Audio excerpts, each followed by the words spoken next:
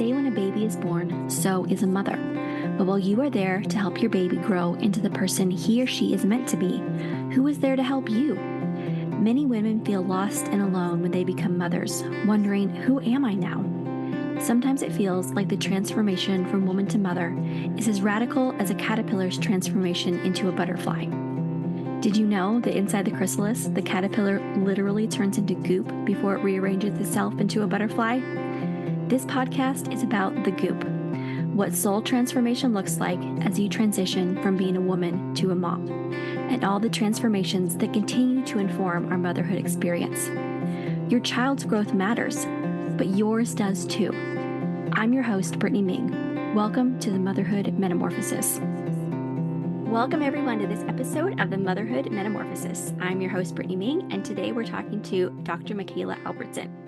Mikala is a board-certified family practice doctor, author, and well-being advocate who is passionate about women's health and healing in the imperfect bodies we actually have. She is the author of the book Ordinary on Purpose and inspires readers every day to stop striving for perfect lives or some unattainable cultural ideal of beauty and wellness, and instead aim for wholehearted living through a gentle, achievable, sustainable approach. Welcome, Mikala. I'm so happy you're here today. I'm so excited. So you've been on the podcast, I think this is the third time. I think so. Because I just love talking to you and I love picking your brain. I think you have so many wonderful and wise things to say to us. So I'm just happy you're on again today. Yeah, thank you. I always enjoy it. I'd do it every day if you wanted. I know. Let's just chat every day. Let's Just do it. We'll just have the Brittany and Mikala podcast. That would be really fun. I don't think we would run out of things to talk about. I don't think so. So tell us about your family. So my family, I am married to my high school sweetheart. We've been married 23 years this summer, and we have 5 children. My oldest is 19. He's in his sophomore year of college. And then I have a 17-year-old, a 14-year-old, an 11-year-old, and a daughter who's 8. So I have 4 boys and then a little girl at the end. She's in 2nd grade. I was just talking about you last night to my husband because I was preparing for this interview. And I was like, yeah, she has 4 girls and a boy just like us. So we are very similar. Your oldest is a little bit older than my oldest, but otherwise our ages and stages match up pretty well. Yeah. So well, someday we're going to have to get our families together and just like have a crazy time because I think that would be And really hang out. They'd have fun. Your twins are juniors also, right? Yes, they're 17. Yeah, okay. Yeah. Yeah. So you have a book coming out, and I am really excited about this. We've been chatting about it for a while. I've kind of seen you through the process of developing this, but I was wondering if you could tell us about it and why this book is just close to your heart right now. Sure. So my new book is called Everything I Wish I Could Tell You About Midlife. And it's a woman's guide to health in the body you actually have.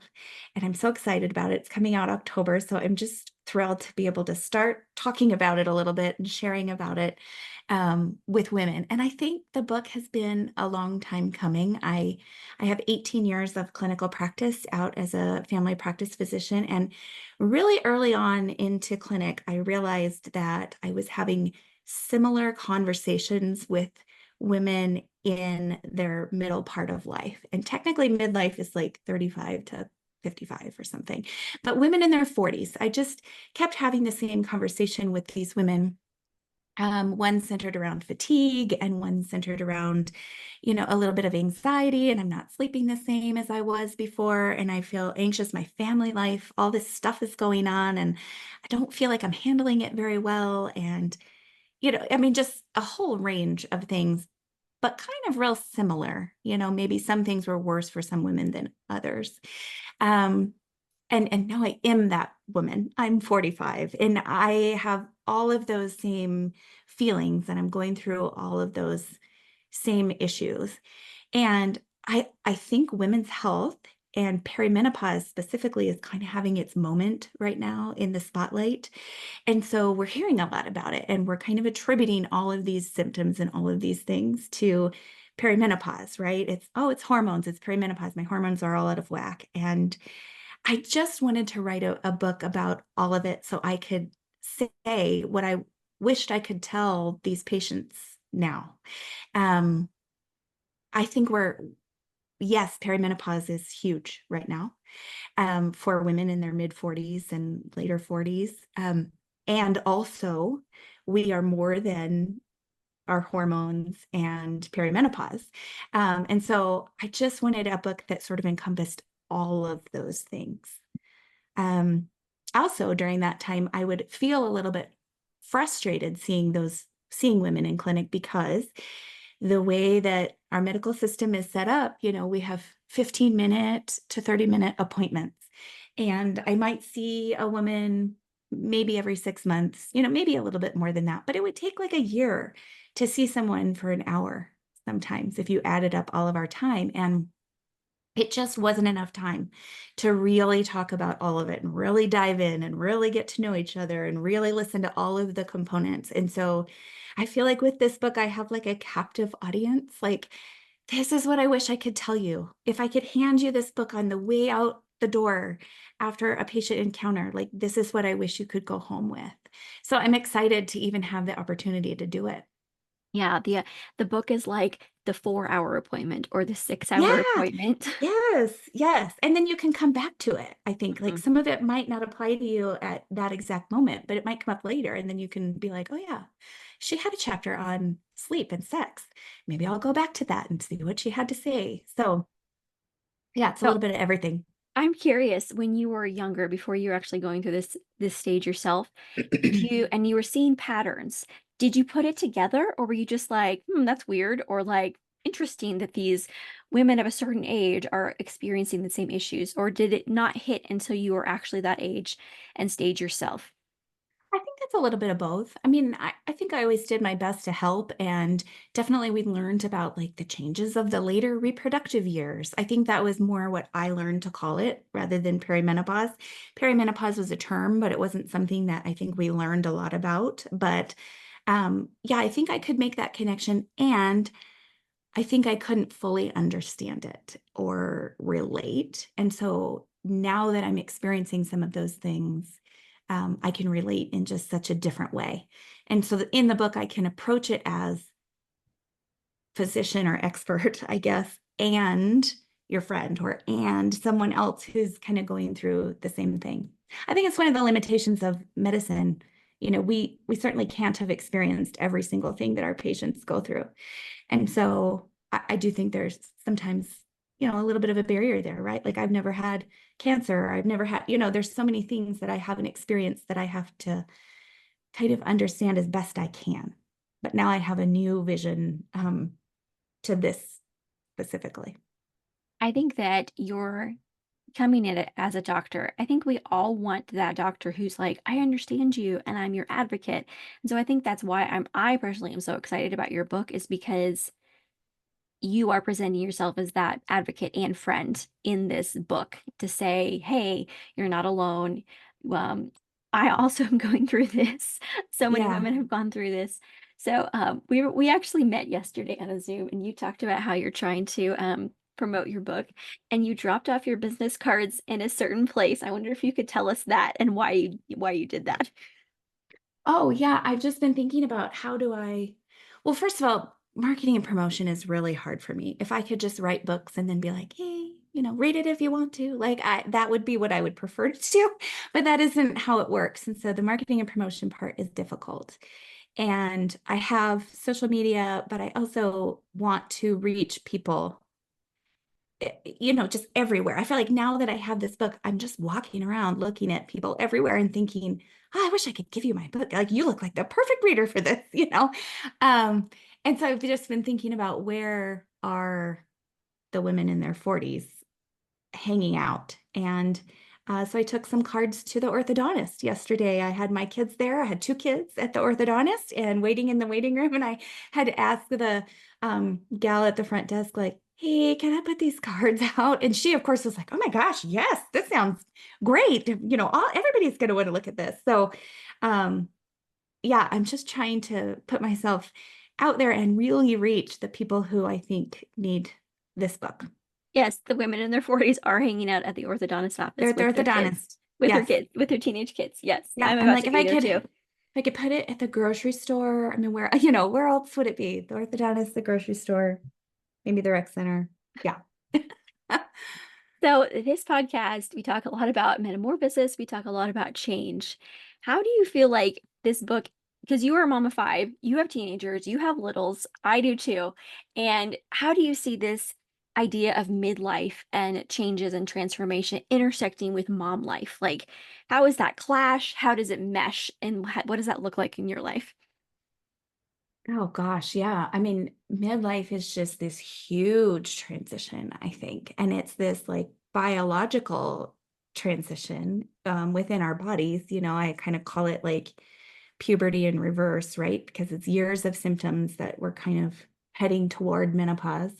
And at the very same time, suddenly, like, we don't have little kids anymore. And up till now, we've always had little kids. And now suddenly no one's little.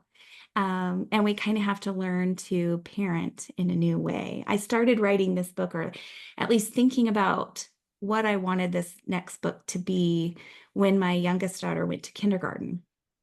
And so it was this huge transition. And I'm actually glad that it took a minute to figure out exactly what this book would be because I think that I needed that time. I wanted to know what that transition year would look like, where I suddenly didn't have a child at home anymore.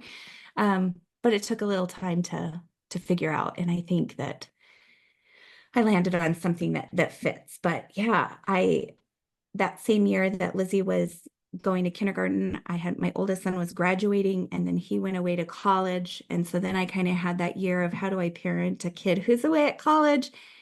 And then he came back. So now this year he's living at home and he's commuting. And so then it was like, how do we reintegrate this kid coming back in? And so all of midlife is a transition. I think in our marriages, in our career. The plan was that when Lizzie went to school, I was going to go back to clinic full time because I would have all this extra time, right? That's what I thought in my head. And I actually quit my clinic job so that I could write full time. And so that was a huge transition for me.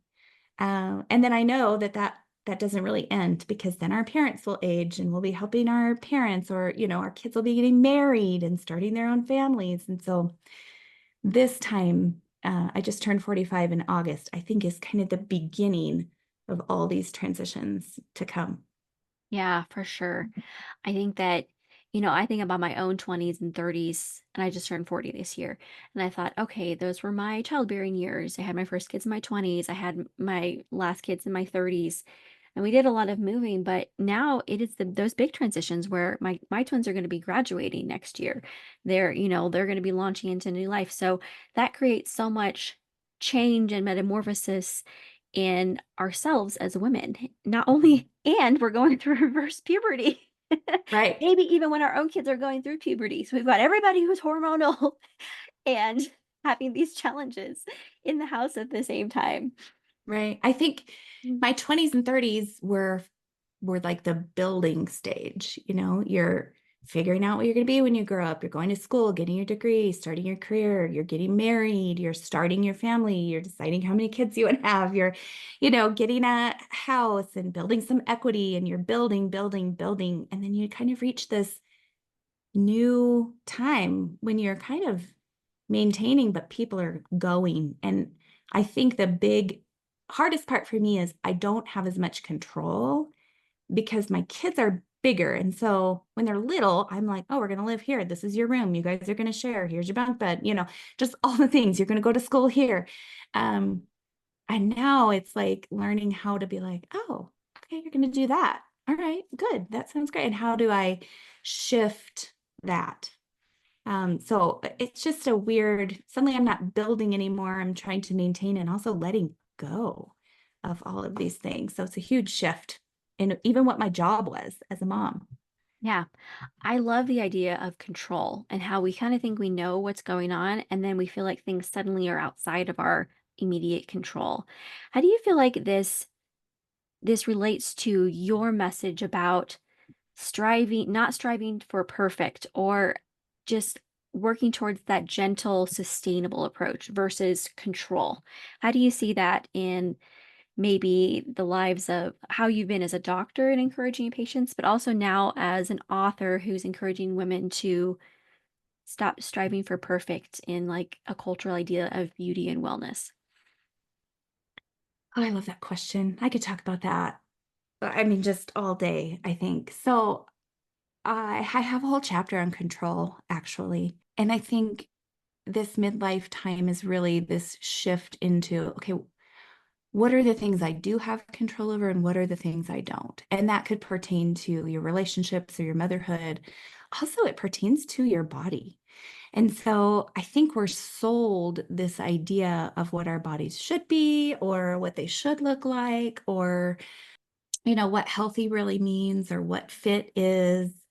There's this cultural idea of beauty and wellness. And then I think there's like real wellness, and I think that's the shift that I'm hoping the book will just help guide women toward.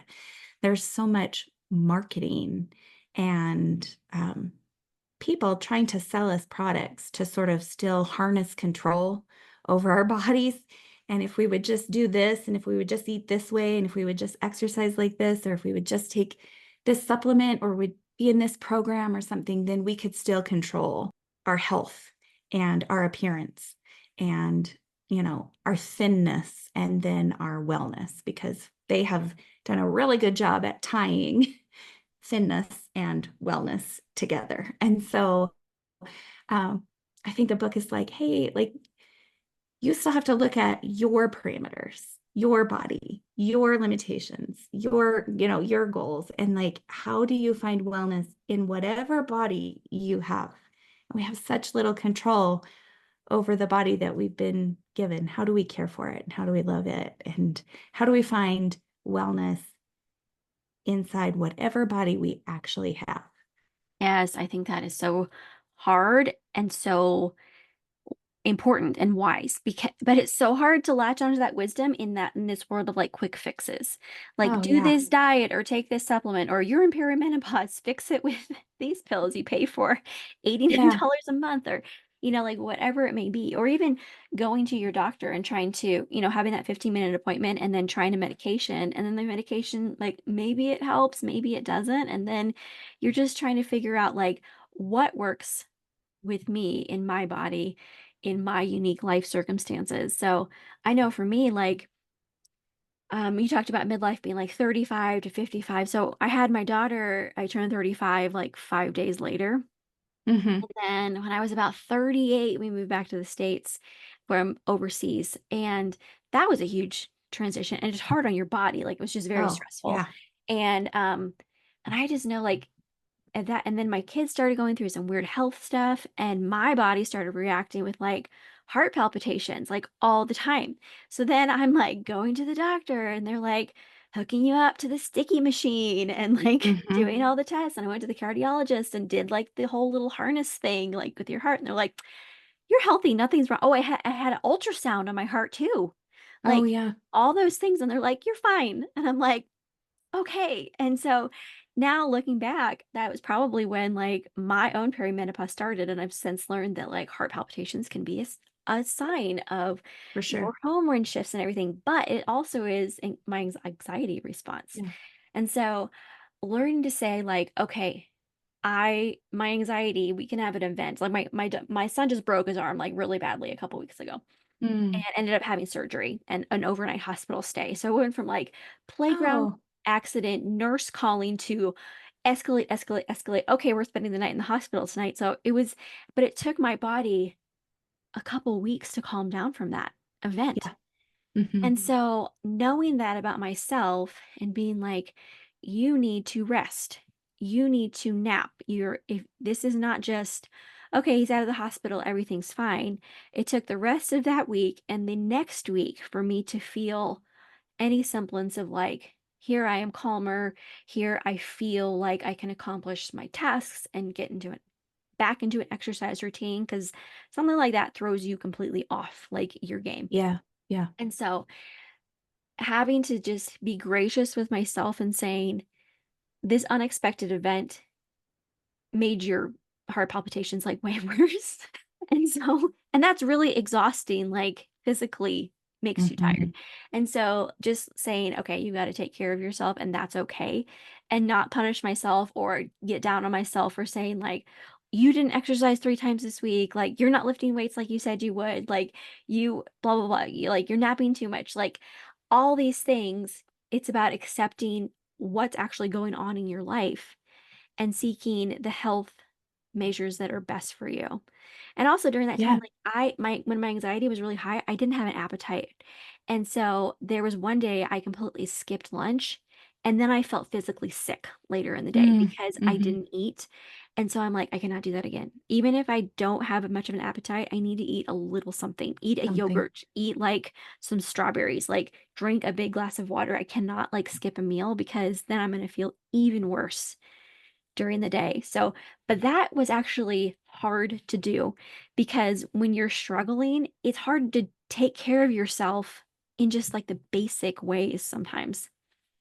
Yeah, I like that story because I think that's a really common story. And I think many women feel frustrated and they go to the doctor with a symptom and they have a workup.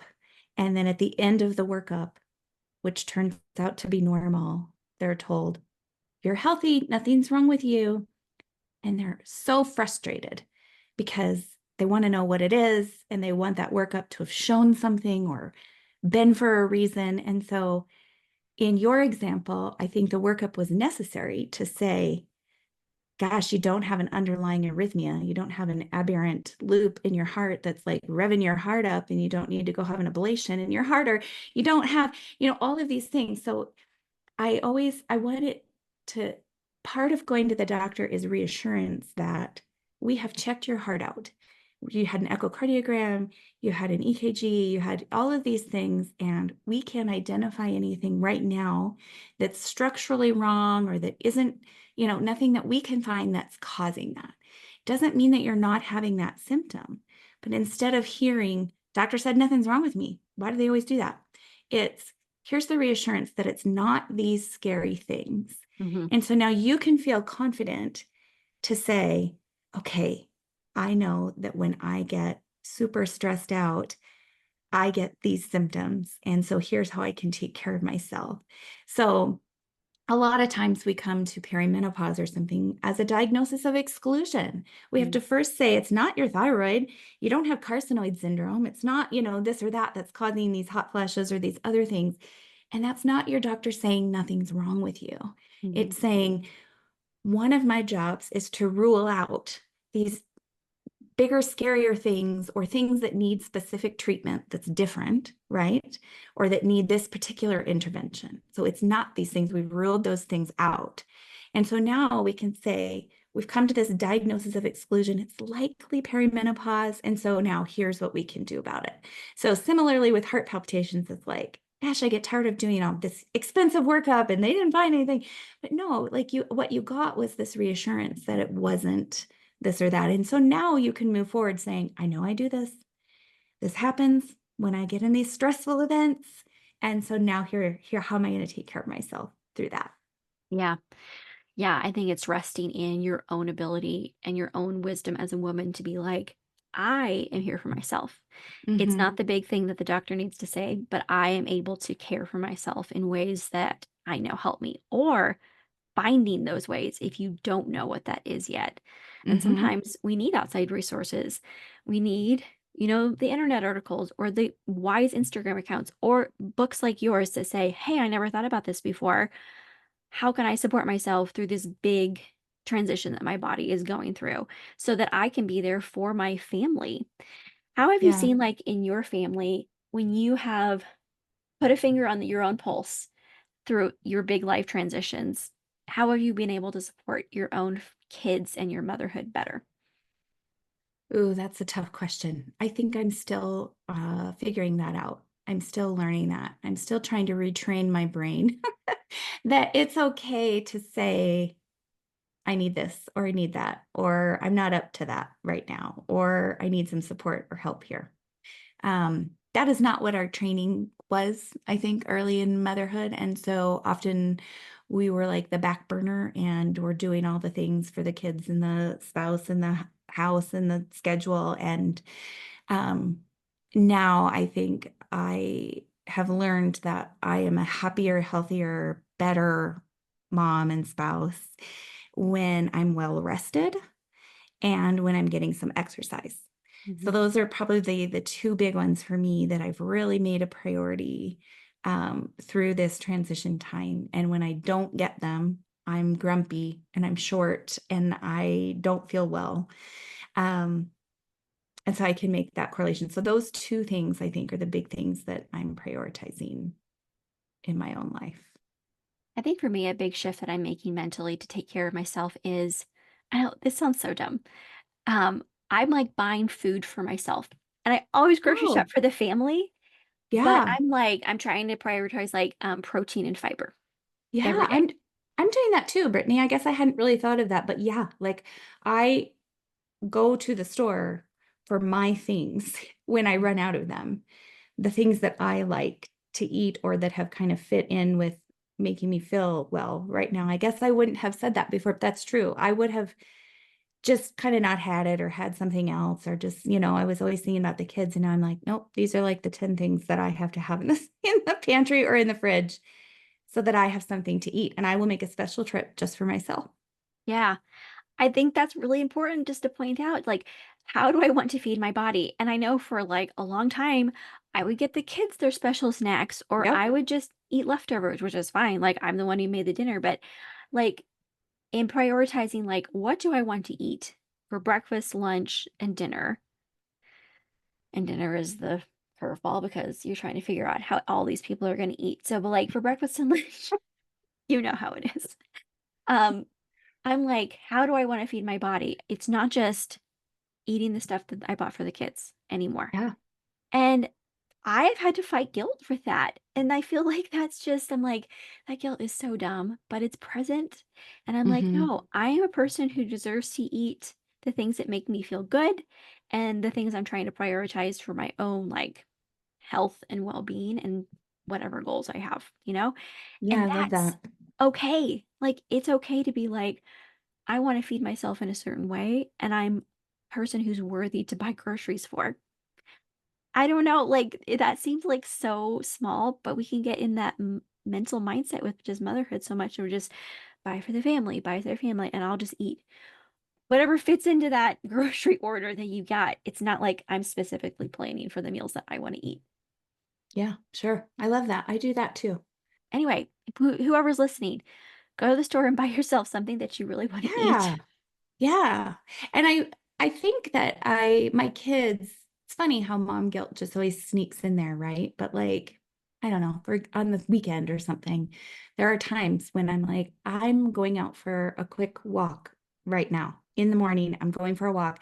It's like, oh, mom, dad, weren't you gonna? I wanted you to, I still have an 8-year-old and an 11-year-old, and they like to play cards in the morning or whatever. They want me to sit with them on the couch and to say, I just need to go for a walk this morning because we have a busy day. And I know if I don't go now, I'm not gonna get to do it. And then I know I won't feel as good for the rest of the day. And so for them to see that it's okay for you to prioritize those things. And it doesn't mean that you're abandoning them. You'll be back in 45 minutes, Yeah. So I want my kids to see that they can prioritize themselves too, Hmm. whether it's food or exercise or getting to bed. Yes, yes, exactly. Kind of trying to model the things that you want them. They don't pick it up right now. The teenagers do not. No, They do not no. pick it up. No. But maybe in the future, they're going to be like, Yep. I saw this example from my parents instead of saying, I never saw my parents do this. Yeah. I'm trying to reinvent the wheel. I think a lot of us kind of feel like we're trying to do things a lot differently from our families. Maybe just Yeah. having the example that like 15 years down the road, they're going to be like, I did say my mom prioritizing her physical and mental well-being, and Yep. I know that's a thing. Yep. Similarly at night, I will say I get tired at night. Like it's just got to be bedtime and I'm done now. I'm done being mom. And I just need to go lay down on the couch and rest. I say that to my daughter a lot when she comes out a lot. I'm like, nope, I'm all done now. So I'm It's off the clock. I'm too tired. I need to lay on the couch. yes. So yeah. What do you hope in October when readers get your book? What do you hope after they're done reading they take with them, they take forward into their lives? Oh, I hope that this book brings a sense of peace. Truly, like I just think we're on this wheel. We're just constantly like, what am I supposed to do? And how do I do this? And now we have it with health and wellness because it's like this big topic that's out there being sold to us. And um, I hope that two things will happen. The stories, every chapter has a story or two from either me or a friend or a patient or something that women will see themselves in their story, in the stories, and so they'll feel understood and heard. And then because there's some information in there at the end of each chapter, there's kind of just a little rundown on the common conditions that women encounter in midlife. So there's information there. And I think that with knowledge comes a lot of empowerment. And so then people can make decisions for their own bodies and their own parameters and life circumstances. And so I'm hoping with those two things to be like, oh, I feel understood. Isn't that what we want when we go to the doctor? That like they've actually listened and heard what we have to say and they feel understood. And then here are the options that I have for taking care of whatever those issues are. It might not fix it completely. It might not go away, but like, what are the choices and what are the decisions that I can make to make it better? I'm hoping that those two things will just feel like a breath of relief, a sigh of relief. So peace is what I hope people will walk away with. Like, okay, I can do this, right? I want this book to be like something you take into the doctor with you and say, oh, I was reading about this. And, what do you think about this? Like it's kind of a jumping off point for you with your personal medical provider who knows you and your specific circumstances. I think peace is such a wonderful goal to strive for because when we are in midlife, we are in like going through perimenopause, everything feels off Mm-hmm. or it can feel off and or uncertain or in transition And or just you just chaotic. want to feel normal again. But you're kind of when we talk about reverse puberty, you think when I go through puberty, I'm never going to be a child again. Like now I am a woman. You That's right. can't go back. And I think stories that normalize experience, advice or wisdom or medical facts that say here's a way forward can actually help us transition into our later life where our Yeah. bodies are different. Our hormones are not the same, but there is still so much good life to live, even if we are not in our fertility years, even if we are not Right. in our 20s and 30s. Like there's still good life to live. But it's learning how to cope with a body that feels and looks and acts differently than we were used to for the last 20 or 30 years. Yeah, I think women, I think what we see um, in marketing is almost like this. You harness the fountain of youth, like you can do it. Like, how do we stay young? How do we feel good? And I want it to feel like, okay, this change is inevitable. And there are some things that whether it's a prescription medication or whether it's hormones or whatever that I can take to kind of help me through that transition so it doesn't have to feel so bad or I don't have to feel so alone in it. You don't have to grab on so tight. Like just, yeah, it's coming for all of us, but we aren't alone in it. So I'm hoping it can just feel a little more peaceful as we move through it. Yes, I love that. Kayla, thank you so much for coming on today.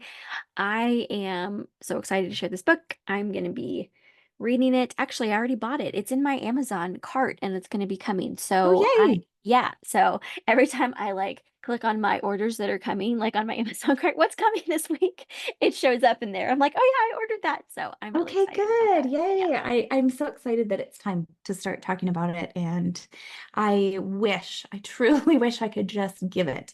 I wish I could give it to every woman that I see in this midlife transition. That's not how writing books works, but I just wish I could be like, here, this is really what I wish I could tell you. All right. To end our time, I think I've asked you all these questions since you came on so many times. So, let's I just don't, do this one. I'm proud of myself for, it can be oh, anything, big or small, life goals or something that happened yesterday. okay. Since we're talking about the book and I feel singularly focused right now on the book, I am proud of myself for doing hard things and kind of putting myself out there. I do not like the publicity stuff. I love podcasts. I love talking with you. That's easy, but kind of all the uncomfortable things, I've been sort of showing up and doing things that I haven't done before, that I've maybe shied away from. And I'm a little bit afraid and uncomfortable, and I'm doing it anyway. And I'm proud of that. Yes, that's great. I hope that your kids, either now or in the future, can see that and be proud of you too. Because don't we want I hope that so. for ourselves when we do big things in our families? Yes. Yes, I hope so. Where can we find you online? Oh, so I'm on Facebook and Instagram at Mikala Albertson, MD. I have a website with lots of free resources, specifically related to midlife. So blog pieces, but also just little printables that you can get. That's MikalaAlbertsonMD.com. And then the book is really available now for pre-order anywhere books are sold. You can find it on Amazon or Barnes & Noble, or Baker Book is the publisher, and so you can find it there. All right. And you have your Instagram is Be Wellish, right? Oh, that's right. Thank you for reminding me. Yes, I have two Instagram accounts. I have one that's Mikala Albertson MD, which is kind of medically stuff, but more my life in general, and kind of I would say more personal stories and things like that. And then I started an Instagram about a year ago called Be Well-ish. And that really is just medical topics. And so that is a lot more my family practice background, and it really is tailored for women in midlife. Yep. I love both your accounts, so I get a lot from them. So I hope people will visit and check those out. Those links will be in Thank the show you. notes. All right. Thanks so Awesome. much for being here today, Mikala. Thank you. Thank you so much for listening to this episode of the Motherhood Metamorphosis. If you've enjoyed this episode, please hit the thumbs up and subscribe to this channel so you never miss an episode. Next, tell your friends. Podcasts are a slow growth type of social media, so promo works best when it's from person to person. If you know another mom who's in the goop right now, send her a text of encouragement and the link to the episode that is speaking to your heart right now. If you have a story about your own matrescence, the physical, emotional, hormonal, and social transition that occurs when someone becomes a mother, please leave a comment below.